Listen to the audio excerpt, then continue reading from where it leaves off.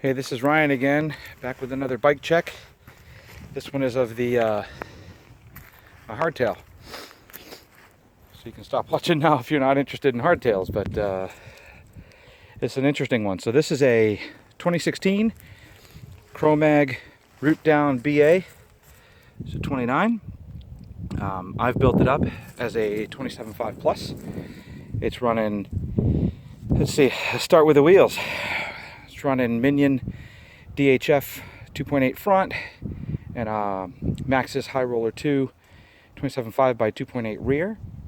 They are laced to brand new offering for 2017. This is a Stans. It's from the S1 wheel line from Stans. This is the Baron. If I remember correctly, they make three plus size rims, and this is the Baron S1. See if we can get a little focus lock here. There you go. It's the S1, and this is a 35 millimeter internal width rim. They make a 38, and they also make a 32. This one fits right in the middle. So this is designed for tires that are of a 2.5 to 3.0. Excuse me, 2.8 to 3.2. Pardon me. The 32 millimeter one is set for 2.5 to 3.0. And then the 38 millimeter wide one, internal width, is set for the 3.0 to 3.5. So this fits right in the middle. These are eyeletted rims, really low rim wall height. It's a Stans trademark, and apparently these were, not these particular ones, but the design for the S1s were tested at Rampage last year, and if it can survive that, it can certainly survive me. But an eyeletted rim is something that I wanted. This is a hardtail. I want a strong wheel set. I want the wheels, the tires to do the flexing. I want the wheels to be solid. So, so they're laced to Hope Pro 4 Evos, and they are fantastic. They're not as loud as my Hope Pro 2s that they used to have on a single speed, but that may be a different characteristic. That was a carbon single speed that had a pretty big down tube, and so there was a lot of reverberation there. But anyway, solid wheel set right down to the Hope Pro 4 Evos. Up in the cockpit, I'm running SRAM Guide RSC. These are B1s, so they're the just below the Ultimate. The weight savings is negligible, but you do get. It is pretty fancy to have the Ultimates. The Guide RSCs work fine. Some of you know I've got Guide RSs on my fat bike, and the modulation is quite good on that as well. And the way that Chromag offered it, I got it from them this way. They were only offered in this finish. At least that's what was available at the time, and I wanted the build done reasonably quickly. And so I was going for a design, sort of a design aesthetic of a BMX-y style bike. So the polished aluminum here works with the Fubar's OSX. It's a 31.8 bar, and it's the Chromag Ranger stem. Pretty solid stuff. I believe, if I double check that, it might be a 50, or it might be a 30. Excuse me, a 35. I gotta go back and check that. And then I've got a sort of at the controls, on the control side, I posted an install of this guy, and it looks like I've already busted. Look at that. Is that busted, or just look at that? So I got to look into what's. Oh, look at that! It's sheared right off. Ha ha! So I got to talk to my friend's Wolf Tooth about that. Look at that! Broke right off, right there, the barrel adjuster. Lucky for me, the dropper still works, so that's an upside. But my gosh, look at that. Okay, and then over here, the controls also mounted to a SRAM matchmaker, just like the Wolf Tooth, is SRAM Eagle X01 shifter. So that takes us right down to here, in case you couldn't tell by the enormous rear cog set. Yep, that's a SRAM Eagle. Right now it's riding in the 46, and of course the big one's the 50. It's a 1050 range. I could have gotten away with a a 1x11, but this is the newest bike in the fleet, and I got it to be forward compatible. Not like the 1x11 is not, but I did also, because I got another bike with Eagle, I got it to be able to swap parts in case something breaks and I want to take out a different bike. So this one lets me work parts between two bikes in a pinch, you know, and if I need to. Let's see, other than that, Fox transfer post, which works beautifully. I had the reverb on there, swapped that out, and haven't looked back. So it's a 150 Fox transfer, and it's does the part quite well. Chromag DT saddle and the rawhide finish. This is not the limited. The limited, I believe, is actually leather.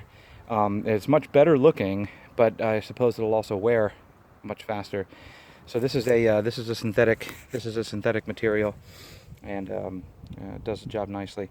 One of the things that was a nice surprise to me, you know, flipping them back up to the cockpit, I didn't cover this earlier, are the grips. I mean, I knew they make grips, and I know they make a lot of other things besides frames, but the grips were interesting to me because they are nicely shaped, and they're sort of sort of flared out on the ends. But I really like this, and this is something I've been running. I had some ODI aftermarket end caps. You can buy them.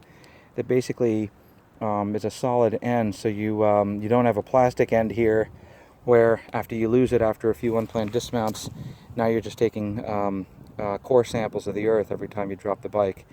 So just a nicely fixed end cap here.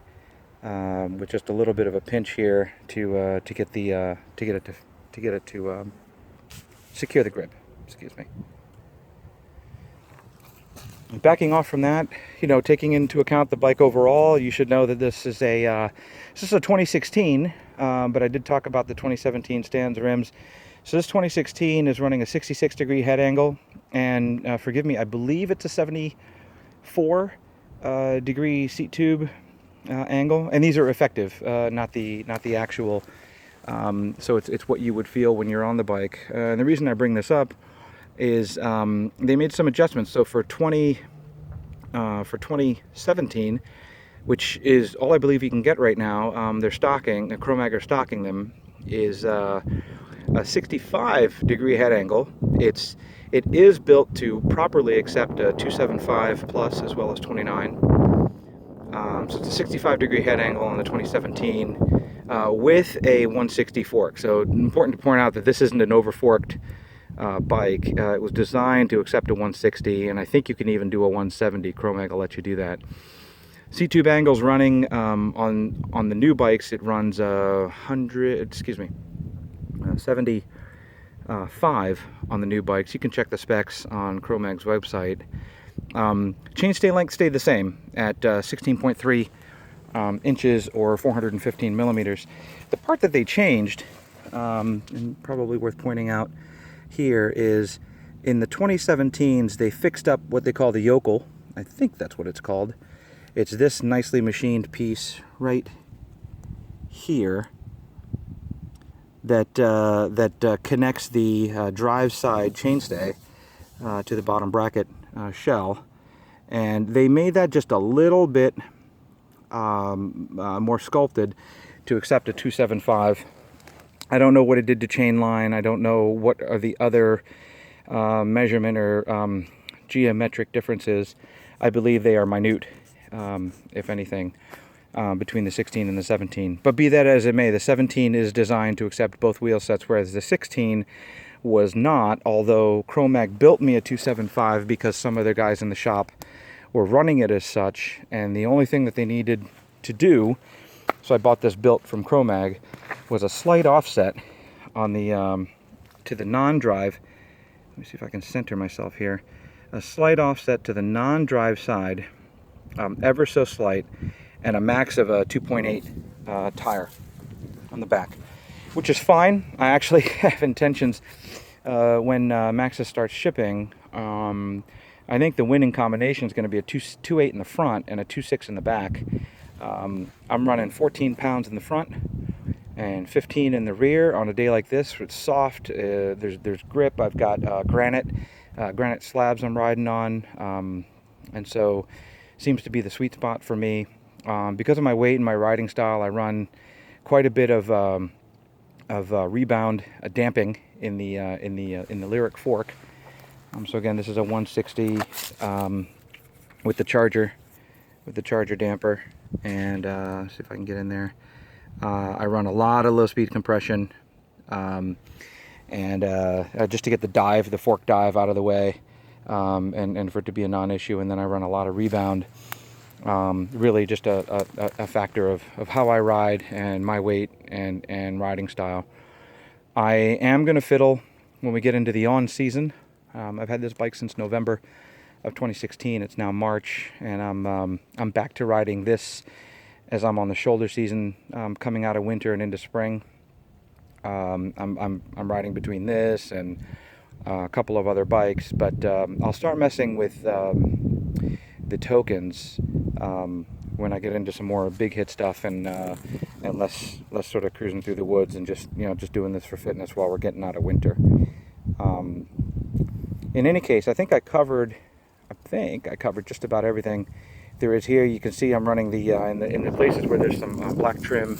You can see I'm running some of the that Scotch 2228 mastic tape, that electrical tape application that works wonders, for absorbing impact. I've also run some down my fork legs, just to and yes, it does sacrifice the nice Rock Shox stickers and things like that, but for glancing blows, there's nothing better than this being able to take the hit. It's removable, replaceable, configurable, and it's inexpensive, given the duty that it's got to perform. So just taking a step back here, I think that's all she wrote for now. I will be swapping out the pedals. This is a spare set I hadn't been using. Their Time DH pedals. They're pretty heavy, and I'll be switching those out to some MX4s or some MX6s, depending on what's on special at the time. I can go between either one. The weight difference is negligible for a pair, and I like the float and I like the retention that they offer. All right, I think that pretty much does it. King cage titanium bottle cage on this one as well. I carry a separate water bottle. Either I carry a hydration pack or I got a second water bottle in my pack. But for short jaunts of an hour and a half through the woods before or after work, this thing does the trick. So that's it for now. I welcome any comments. Let me know if you've got one. There are a lot of these. It's a bit of a cult following, and I, would love to see some on the trail. Love to hear from folks who have them, and what they think of them.